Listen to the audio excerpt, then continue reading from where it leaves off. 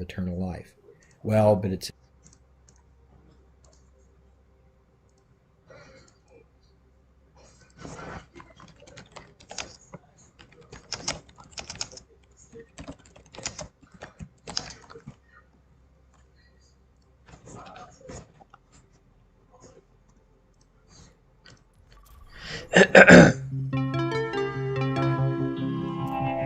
Can you hear me? Thinking aloud.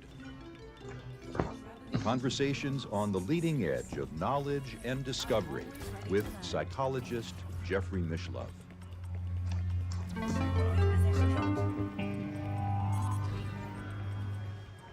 Hello and welcome. I'm Jeffrey Mishlove. Today What? we're going to explore an unusual topic, an idea of a breakaway civilization. I think viewers will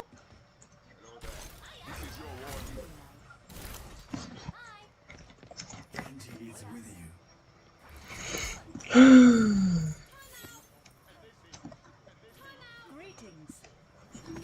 On the move.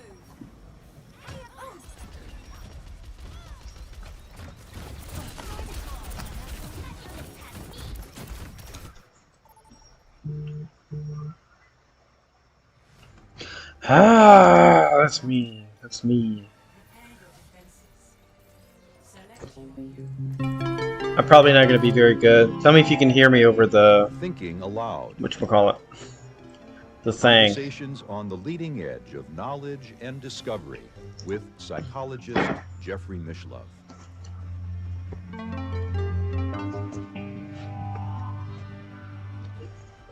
Hello and welcome. I'm Jeffrey Mishlove. Today we are going to explore an unusual Today, topic, I sound like I'm in a idea submarine. of a breakaway civilization. I think viewers will know this is a little bit strange for me, I'll admit. I'm a bit uncomfortable with the topic, but my guest is Dr. Jason Reza Georgiani, my good friend, a brilliant can you hear me philosopher talking? and scholar, and when he wants to speak about a subject that I'm a little bit hesitant to get into, I'm willing to listen because I trust his integrity. It's an interview I trust found his interesting. scholarship. Jason is a philosopher and author of several books, including This guy's a secular guy, Prometheus but and he Atlas, knows a lot of stuff World that's State of Emergency, true. Novel Folklore, Lovers of Sophia, and Iranian Leviathan. Welcome, Jason. Thank you very much, Jeffrey, and I agree with you that this is a very challenging subject to discuss. It's very complex, very controversial, but we'll endeavor to make sure that the discussion isn't too convoluted. And of course, it goes Oh, against... I'm probably going to be really bad at this because I don't have surround sound. I can't hear like, man, they're pushing us hard. About to rage quit this game. I think for that reason, people have been guided to not think about this subject and to develop a subconscious resistance to it. So, you know, it will be a task. Yeah, I'm going to leave this one. To explore this very complex material. I don't have any patience Let's anymore. begin with defining just exactly It's going what bad. we I'm just mean by going. a I don't care. breakaway civilization. Nobody can convince me to stay. Well, the ufologist Richard Dolan has coined this term. He wrote a series of books called UFOs and the National Security State. And from the title of that book series alone, you can see that what he's getting at Wait is one sec. the possibility that the UFO phenomenon Soup is father. somehow connected to the U.S. military-industrial complex. And not just in terms of the latter covering up the UFO phenomenon, but potentially fielding the UFO phenomenon. So Dolan speculates that it's possible certain scientific and technological breakthroughs have led to a culture so different from the public culture amongst elites operating in the black world that this culture could really be properly characterized as a breakaway civilization. Yeah. In other words, that I mean, scientific theories. I would be willing to bet that the vast majority of everything he talks about in this interview is true. The covert world of the military-industrial complex, which have led to a worldview so radically different from that which is publicly accepted. I think the only place we differ is that who've internalized it and who he are doesn't pursuing understand projects on that basis of the it, so really live in let me an pause it real alternate quick. civilization, and one that I think he actually, in this interview, I think he actually talks about the fact that, you know, there's declassified, you know, government documents from both NASA and the CIA saying that they, you know, utilized methods to contact beings on the other side, and those beings granted them, you know, technological ideas that were advanced and foreign to our concepts of technology. And I forgot what I was going to say. Oh yeah, those entities are actually demons. I don't know what he thinks they are, but I know that they're demons. That's forked off of our own. And their technological advancements have also allowed them to develop a relatively independent economic and industrial base. So that although in its initial stages, this breakaway civilization was parasitic on our economy and industry, bro, like everybody has it. Been able to develop an autonomous industrial economic structure. That's in a nutshell the concept of the breakaway civilization, and Dolan proposes it as an alternative theory for the UFO phenomenon, not necessarily claiming that all 100% true are explainable in these terms, not necessarily asserting that there are no alien civilizations contacting the Earth, but that at least some subset of UFOs are advanced aerospace vehicles that are being manufactured by what at this point is not just a covert military-industrial complex, but an entire civilization that is operating from underground, as it were. Mm-hmm. Well, he doesn't mean underground, literally. I mean, in many cases, they do use underground bunkers for these operations, but sightings in the last decade of vehicles tracked on radar, spotted by pilots, captured on video that far exceed the technological capabilities of the Navy, Army, and Air Force as it presently is constituted. Yes, of course. I mean, the evidence for UFOs is overwhelming, and frankly, it has been for decades. Hey, look, Jay-Z joined the game. The question is, why the secrecy? Is it because... But yeah, I don't know if you've kept up with them so far, because I know I've been jabbering, but basically, the theory is that there is a group of technological elites with connections to, I don't know, sources of money that are unaccounted for, and they basically build their own like society with that, or fund their activities at least, and separate from our own.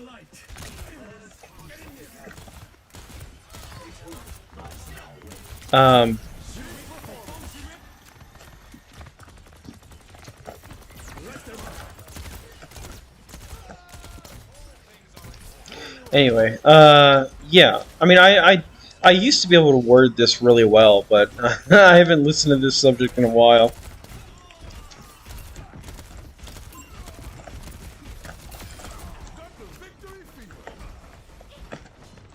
So I'm going to let him do the talking. Planet is being covered up, or is it because highly classified and compartmentalized projects inside the U.S. military-industrial complex are actually like there's so much money that goes to governments around the world that just disappears.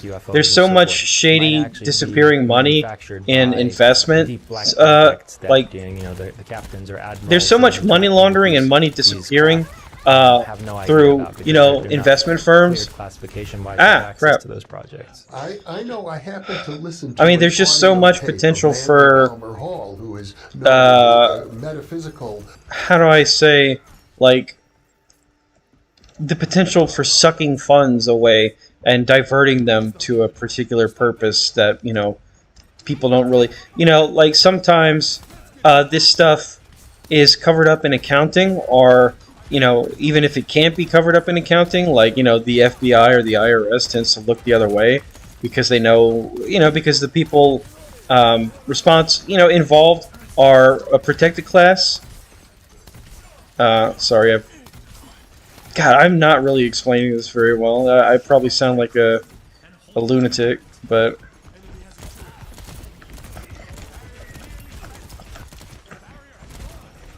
Writer and a historian of secret societies discussing UFOs. I think the tape probably goes back to the 1960s, and at that time he declared that he felt that they were part of some sort of a secret project of the U.S. government.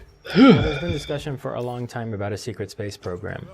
And in fact, in the 1970s, there was this British television program, a television movie called Alternative 3, which purported to be a science news report. It's similar to the style in which Orson Welles' War of the Worlds broadcast was done, where it was mistaken by many people as a newscast and caused widespread panic. This Alternative 3 was produced in a way to emulate a news investigation, and it was an investigation of disappearing scientists. These scientists from all different fields with various technical expertise were going missing across the planet, and there was this news team trying to figure out where these people are disappearing to and why. And they come to the conclusion that after interviewing Apollo astronauts whose lives are wrecked, who've become alcoholics, who confessed to them after one too many drinks that they went up to the moon and saw that they weren't the first ones there, and that was really demoralizing. Then they were gagged by the U.S. military into not discussing their experiences on the moon.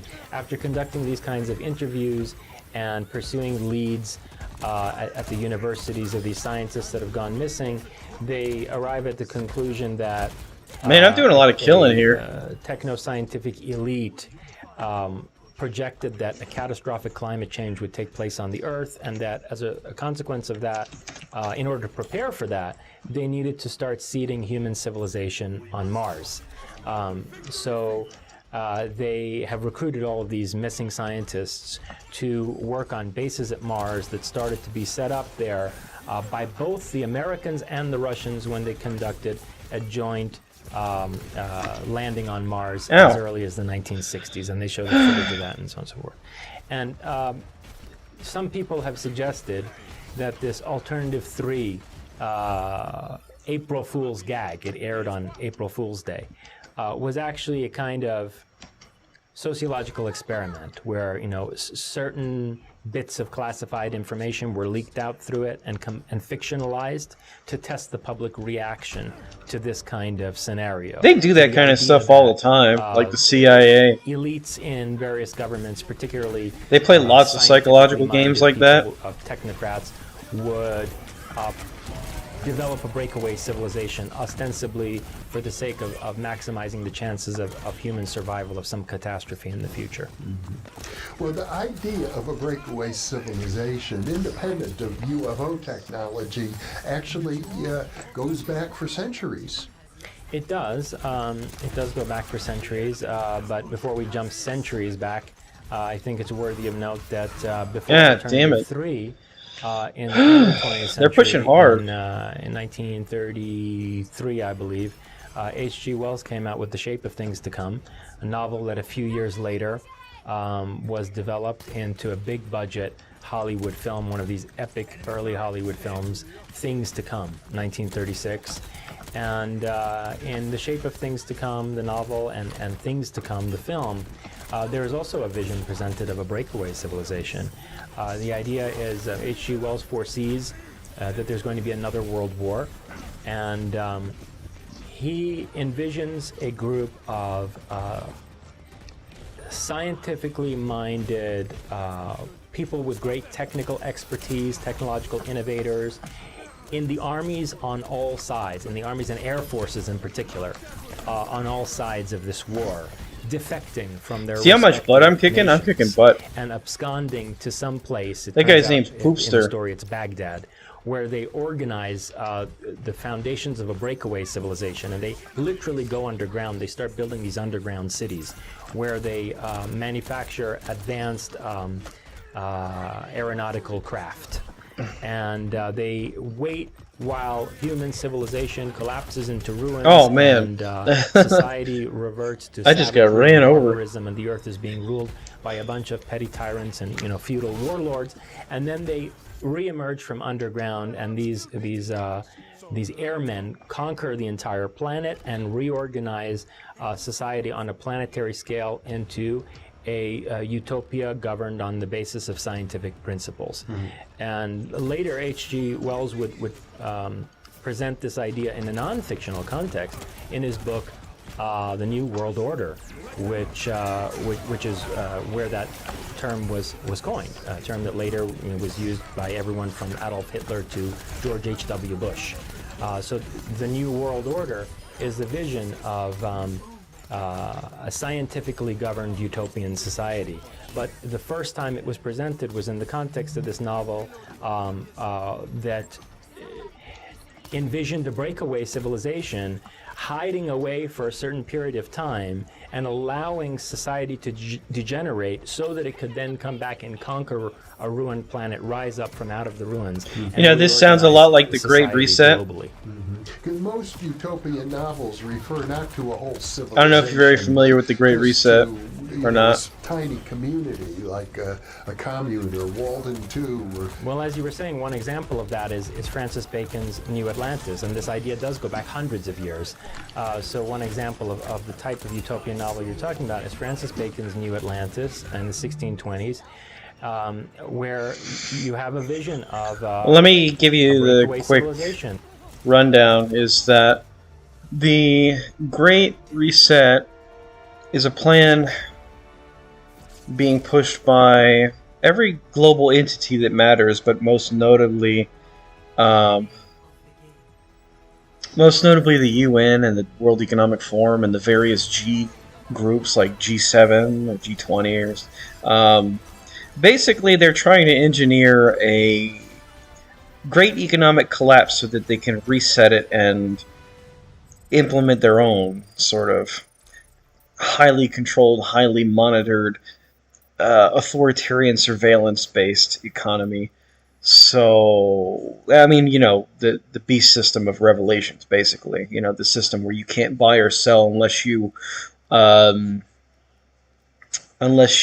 worship the beast, the image of the beast. Basically, the way that remember how we've talked about how they're setting up all of this surveillance technology around us with people just don't even really know what's going on. That's going to play a big part in it. That's how they're going to know whether you're worshiping the beast or not. And they're going to give you your pittance of food whenever you accept the mark and worship the beast. Anyway, they call it the Great Reset and the Fourth Industrial Revolution, but Christians who actually do their research and see the signs know what this coming system is. A group of scientific, philosophical elites. Man, we had no business losing that last game, but whatever. In Plato's Republic, who set up a civilization on a hidden island in the Pacific Ocean. And they send out emissaries under false identities to collect all of the I'm going to make another cup of coffee after this match. Scientific discoveries and technological breakthroughs of various countries and bring them back to this island where they are reverse engineered and synthesized and used as the basis for further innovation. And the entire island is governed in accordance with a scientific mentality, hell-bent on progress, there are these amazing visions, considering the book was written in the 1620s, of skyscraper cities, refrigeration, telephone lines, submarines, in this utopia that has concealed its existence from the rest of the world. And that is one of the earliest visions of the breakaway civilization, and it's worthy of note that the man Did you see me kill myself? Set forth that vision was a member of the Invisible College, which would later become the Royal Society of Britain, but which has roots in the Invisibles or the Illuminati. So what we're talking about here is kind of a merger going back to the What? 17th century of All right, Hermetic this character ideas, sucks. esoteric thinking, which was to a large degree the basis of the Invisible College. Many scholars think of the You're making a early sandwich. Rosicrucians who were involved in this as a continuation of Hermetic thinking that goes back probably to ancient Egypt. A merger of that with sort of a futuristic scientific vision. Exactly. And also, I suppose you have to add Enlightenment philosophy, the idea that science and rationalism can rule the world. Yeah, Adam Weishaupt founded the Bavarian Illuminati in 1776, the year of the American Revolution, and in some ways the apex of the Enlightenment. And, was presenting himself as a champion of the Enlightenment. What? And this was, of course, during the Prussian Empire, the Second German Reich. And what a lot of people, I think, are not familiar with is that, I mean, everyone's aware of the British colonization of the Americas, the French attempt to colonize the Americas in the Louisiana Territory and in Quebec, the Spaniard attempt to colonize America, Mexico, and the southwestern territories that we're in right now. And the Portuguese and Brazil, the Portuguese states of America. But few people think of the German attempt to colonize the Americas, although it was extensive, and it began All right, in that this period I'm when leaving Adam this game. Weishaupt was founding the Bavarian Order of the Order of the Illuminati in Bavaria during the Second Reich, during the Prussian Empire. There was a group of Prussian-based German nationalists. Can you still hear? Or are you actually wanted like to stepped create away? for the first time a unified Germany, because such didn't exist. In that period, the German people were divided between Prussia and the Austro-Hungarian Empire, and then a few other entities. And they had this vision for a unified German Reich Oh, okay. that would colonize the Americas. I might They just would go have make that. colonies overseas. Oh, I'm in your ear. Huh? And in the 1800s, I might go make that coffee now. they developed extensive... Oh, be right back.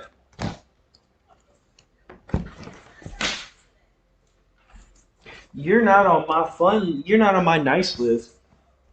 Pee and poo everywhere.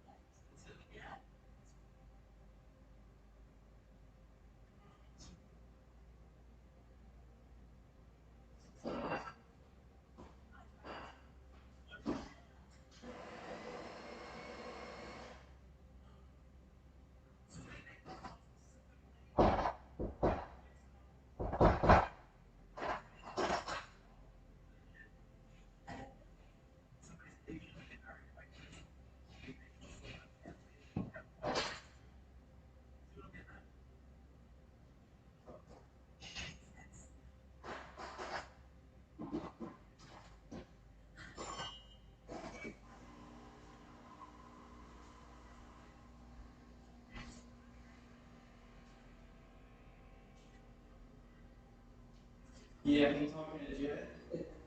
Yeah, I guess. Man, I was actually kicking a lot of butt.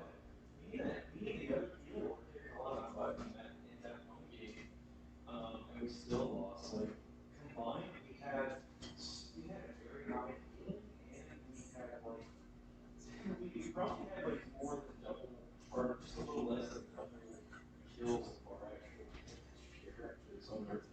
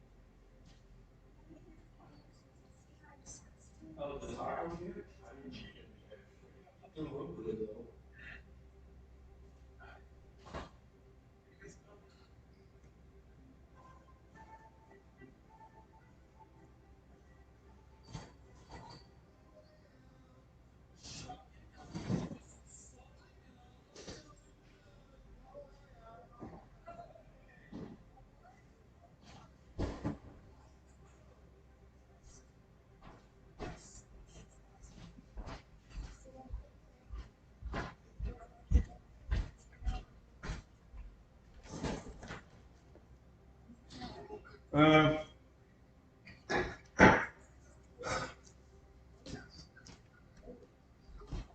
well, every time I make a cup of coffee, Jet makes a mess. It's like you don't want me to sit down and enjoy a hot cup of coffee. I gotta clean up dog pee. Hold on.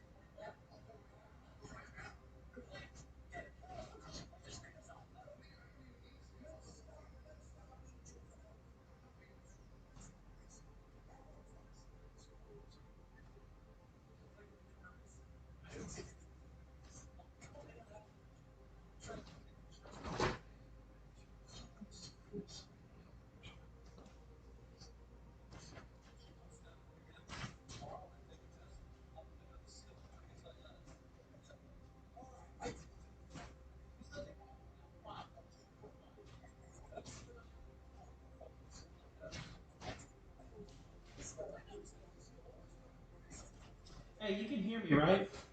I usually use like if it's not really that big of a mess, I usually use just the wet wipes to clean off his paws after he's peed, and stepped in it and stuff. That's fine, right?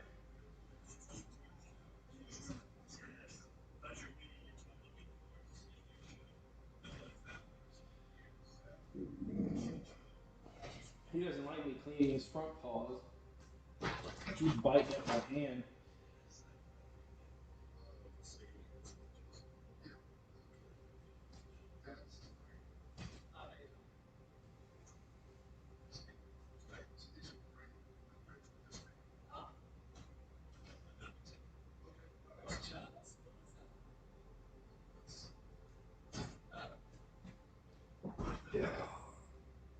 You dog.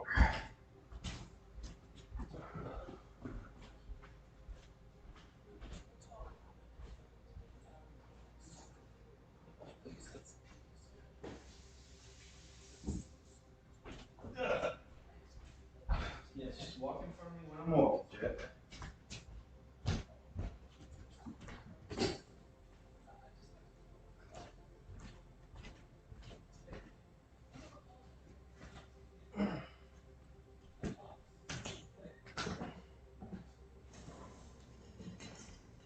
Oh man, that's a lot of pee.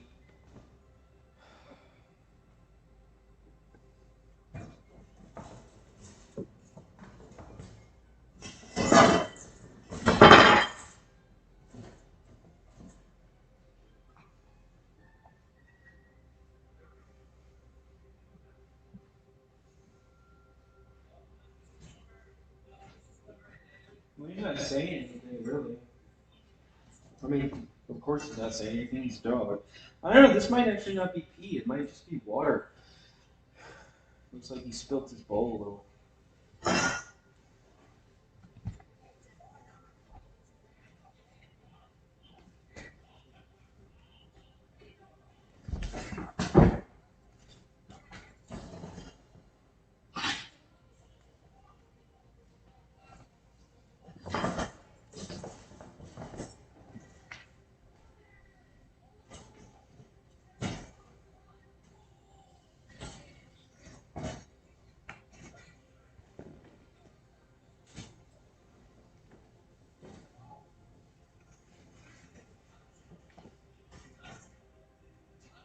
Yeah, it doesn't smell like pee.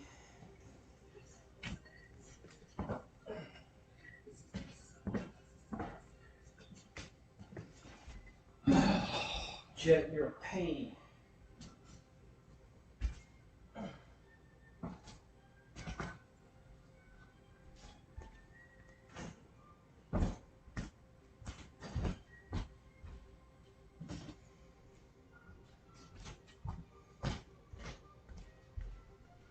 Oh boy.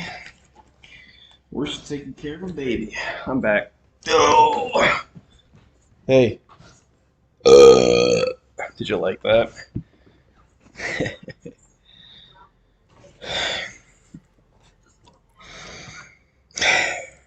Of colonial territories in Argentina, Paraguay, Bolivia, southern Brazil, all the way up into Mexico. And in fact, in the United States, a large number of German immigrants entered the country at that time, to the point where when we declared war on Germany in the 30s, a fourth of the population of the United States was of German ancestry. Well, I grew up in Wisconsin, so I'm very well aware of the predominance of people of German ancestry in the upper Midwest.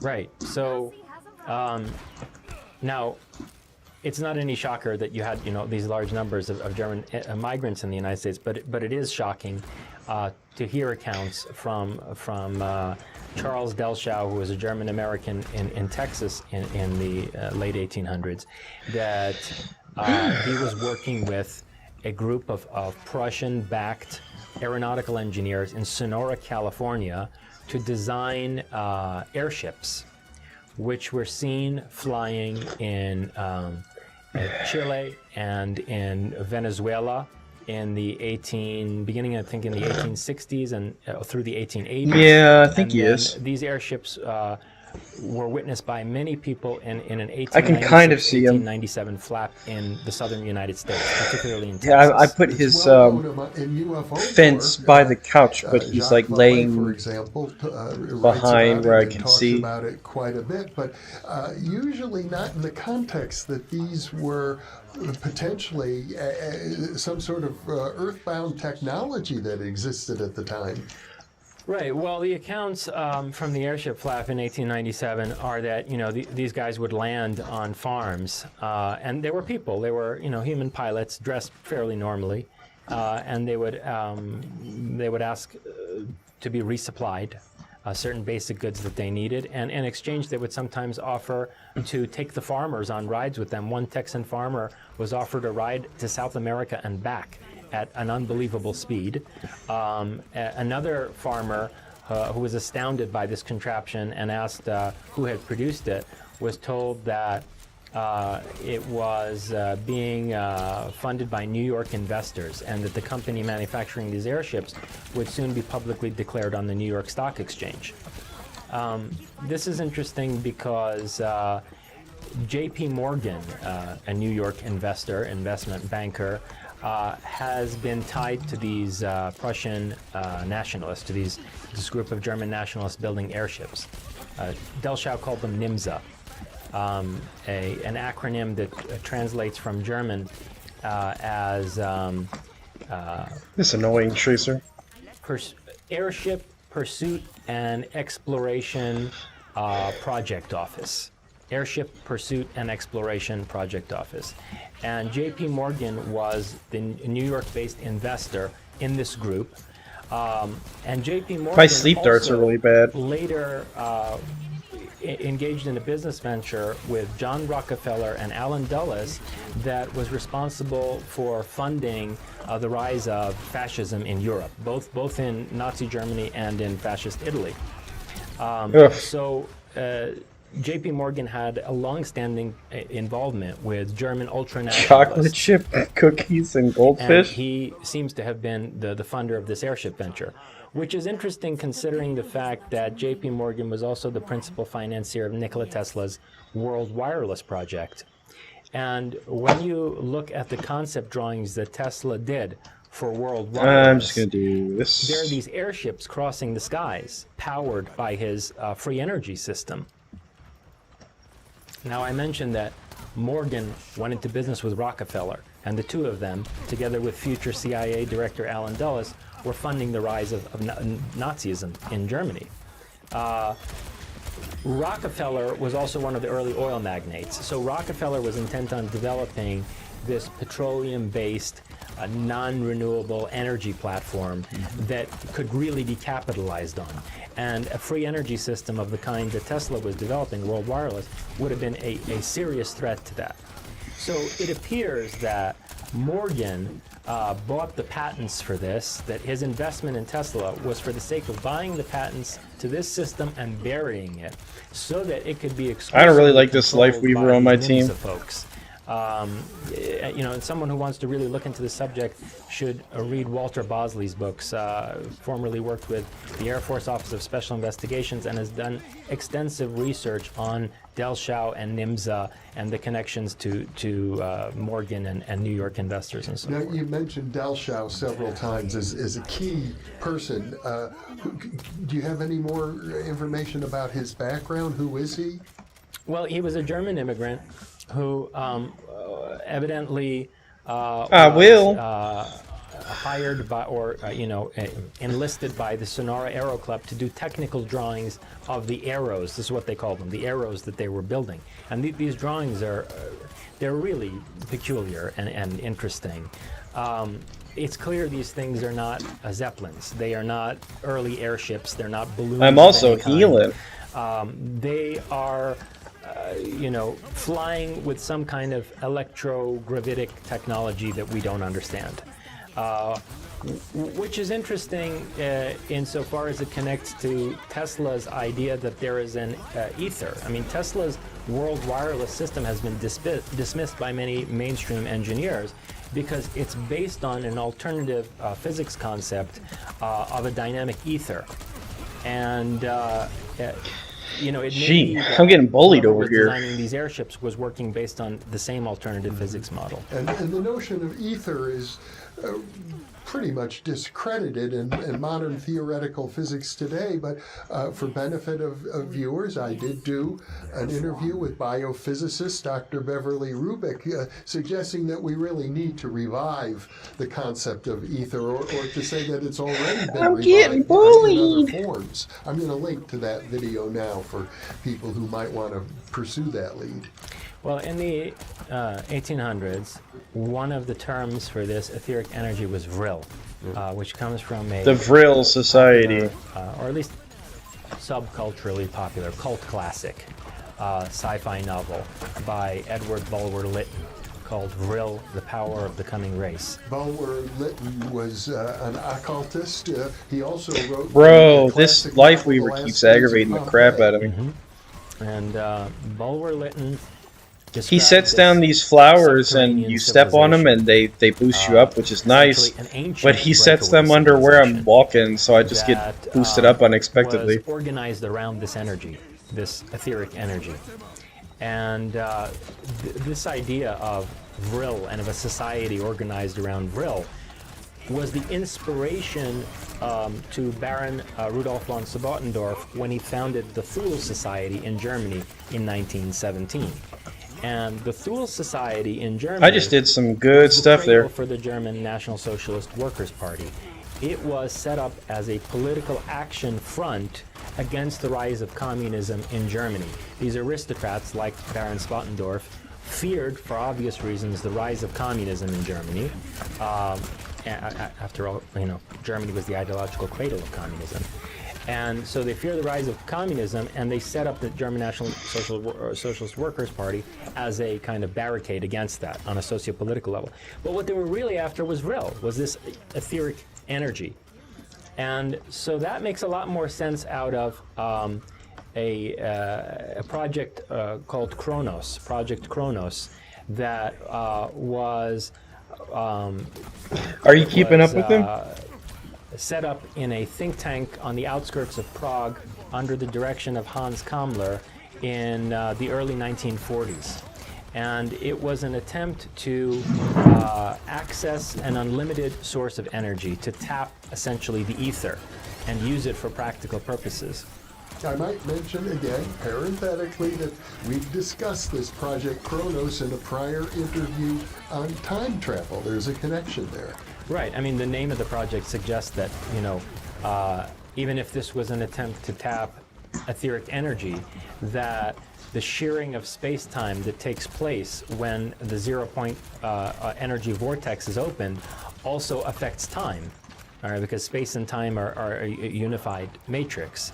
And so you had this bell-shaped device with two counter-rotating drums inside of it filled with mercury thorium isotope and running on alternating current and periodically shocked by direct current.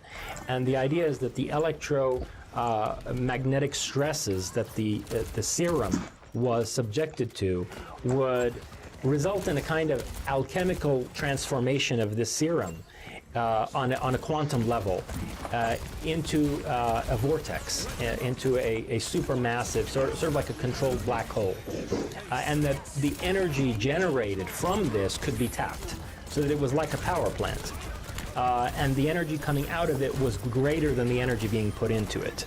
So it is, what people have described in the UFO field as zero-point energy. I mean, Nick Cook wrote a whole book on the quest for zero-point energy, and he does discuss the bell prominently. But, where this is relevant is that it seems to be an extension of the kind of projects that were being pursued much earlier, as early as the late 19th century, by NIMSA in America, in the Americas, both North and South.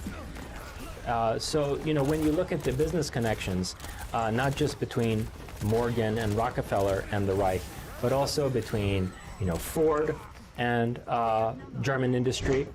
Ford was building tanks for Hitler even after the war began. When you look at, IBM. Yeah, he talks really fast. And its development of the punch card computer technology that allowed Germans to manage the concentration camps, the fact that the German subsidiary of IBM, Dahomag, was even more advanced than the American IBM parent corporation, as it turned out, when they went in to salvage the wreckage of that company after the defeat of the Germans. You start to see how the fascist project in Europe, especially on the military, industrial, technological level, was fielded from out of the Americas after the Americas were colonized by Prussian nationalists, either formally or informally. Because obviously you got a bunch of Prussian nationalists working on aeronautical research in California. They're working in the sovereign territory of the United States. But they're a private corporate entity that is developing technology in North America. And that it has connections to corporatists in New York, which in turn wind up funding the rise of fascism in Europe. I've often been puzzled how Germany transformed itself from a total economic basket case in the early 1920s, where people had to fill a wheelbarrow full of cash just to buy a loaf of bread, to an economic military powerhouse 10 years later. Yeah, well, they were funded from here. Damn. Mm-hmm. And they were funded from here by corporatists sympathetic to Prussian nationalism. We pulled it off. You saw that? And, this also included the Carlyles and the Astors, who were major backers of the eugenics programs in the United States. Adolf Hitler idolized the American eugenics program and thought that Germany was falling behind America in the quest to create a master race. The idea of using eugenics to engineer a Superman of the future is an American idea. And this wasn't because of our constitutional structure. This wasn't done on a federal level. Various states had different laws regarding eugenics. And these state laws in the U.S. were the model used by the Nazis for their eugenics program. Yep, so you have that's people true. like the Carlyles, the Astors. That's true that eugenics actually started in the U.S. The Nazis were inspired by it. There's Rockefeller himself as backers of eugenics and as people who inspired the eugenics programs in Europe. Rockefeller University in New York was one of the early eugenics research institutions. So my point is I am the player of all time. You had a transplantation, there was a transatlantic nexus that's military, industrial, and scientific, developing as early as the late 19th century, and ultimately yielding the German military-industrial complex of the 1940s. And then that was harvested in 1945 by the United States. Operation Paperclip imported thousands of German scientists from various fields, not just rocket science, into the United States.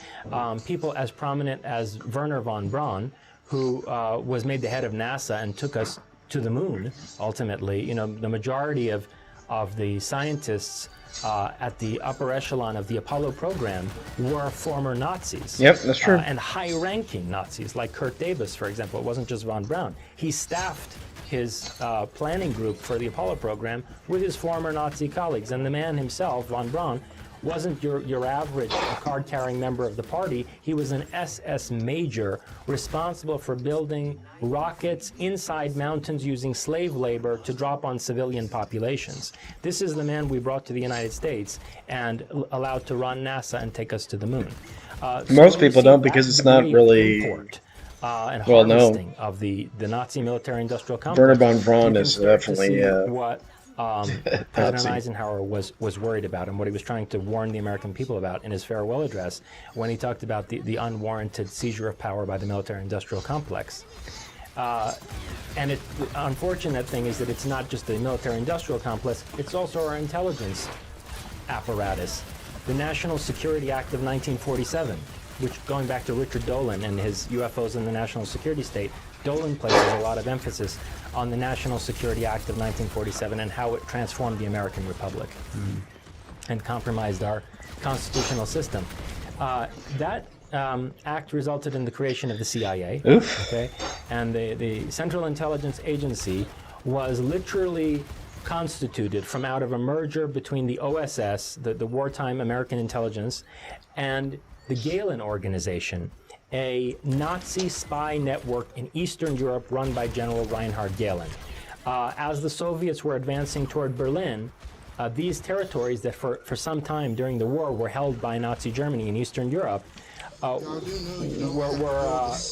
home to a network of Nazi spies directed by General Gehlen. And this entire network was imported lock, stock, and barrel into the United States and co-constituted the CIA at its foundation. So that ultimately, you have CIA directors like George Herbert Walker Bush, whose father, Prescott Bush, was one of Hitler's chief financiers in America. True. Now, in addition to that, I have to trust that this information is accurate. We haven't reviewed all of your sources. As I recall, Prescott Bush was a senator.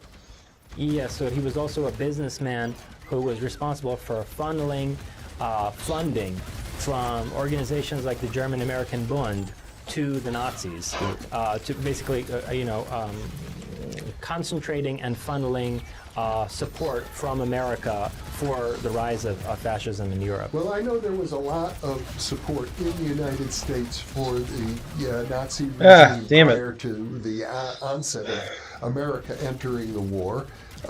As I say, I grew up in Wisconsin. Oh, no wonder. There was strong German presence in Milwaukee and very much in support of Germany. Got two off-healers, so at that not time. much healing being done. Then we have Henry Ford, who'd written books, anti-Semitic books himself, and you pointed out to me earlier that he actually had a swastika symbol in one of the early emblems of the Ford Motor Company.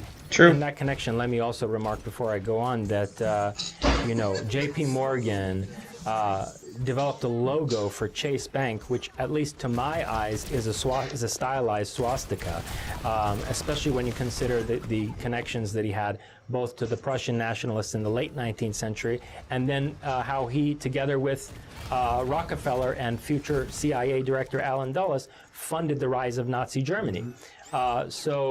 Chase is a German word, Chasse, meaning the hunt.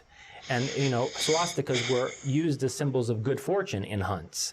So, at any rate... and also NIMSA, as you had pointed out to me earlier, has that idea of hunting and pursuing. Yeah, the first letter in NIMSA, which is, the second letter in NIMSA, which is pronounced in German as a Y sound, but is written with a J, Jagdflugzeug.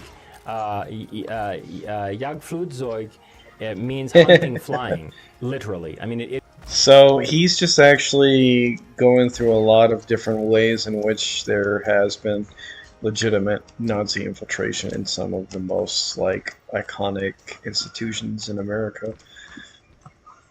idiomatically translates as pursuit exploration, but it means hunting, Infiltration flying. and And so roots. they're on a hunt in South America, a hunt for resources, to mine South America of its resources, and to hunt territory, to grab hunting ground. Okay, and this is the hunting ground that post 1945 they conveniently escaped to. So, you know, people who study the Nazi relocation to places like Bariloche in Argentina in the late 1940s tend not to consider the fact that this entire area was colonized by the Germans in the late 19th century. They bought 15,000 acres of land in Bariloche around 1900. The peak of their colonization of Latin America was in the late 19th century, in the 1880s, 1890s. So my point is this, with respect to the idea of a breakaway civilization, that when Operation Paperclip imported thousands of hardcore Nazis into the United States, and intelligent ones in every scientific field, and when the CIA, our principal intelligence agency, was developed through a synergy with a Nazi German intelligence network in Eastern Europe, a foreign entity embedded itself into the deep structure of the United States, something which today is referred to as the deep state. And so when you suggest, as someone like Richard Dolan has, that black projects may be the source of UFOs, that the industrial complex of the United States may be responsible for the UFO phenomenon, you have to really ask yourself whether that's the Very United States likely. or whether it's American. In fact, almost certain it is. I think what happened here was a complex psychological warfare operation, and I want to add another piece of the puzzle here that has to do with the first sightings of flying saucers in 1947, which I think was frankly the catalyst for the National Security Act of 1947. As in projects where money disappears and gets used for shady UFOs things. In 1947 is what ultimately allowed the National Security Act to be passed, and the constitutional structure of the United States to be fundamentally compromised. So in 1947, there were these news reports about Franco launching our government's super evil. saucer-shaped rockets, unquote, over the Atlantic Always has been. toward the United States. Franco in Spain. The fascist leader of Spain. So even after the defeat of Nazi Germany and fascist Italy, there was a surviving fascist government in Europe, Franco's government,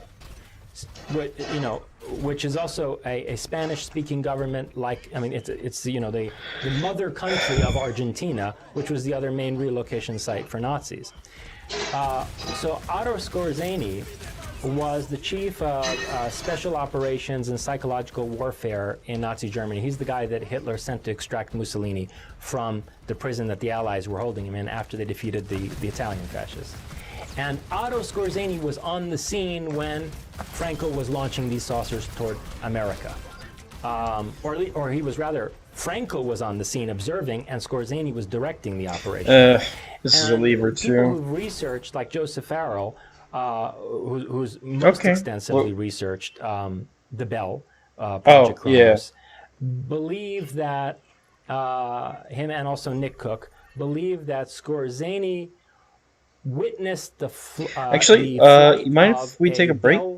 Powered flying saucer in the facility outside Prague in late 1944, and that Skorzeny was possessed, being a mastermind of psychological warfare, was possessed with the idea of using this I'll be right back. weapon in a psychological war against the United States.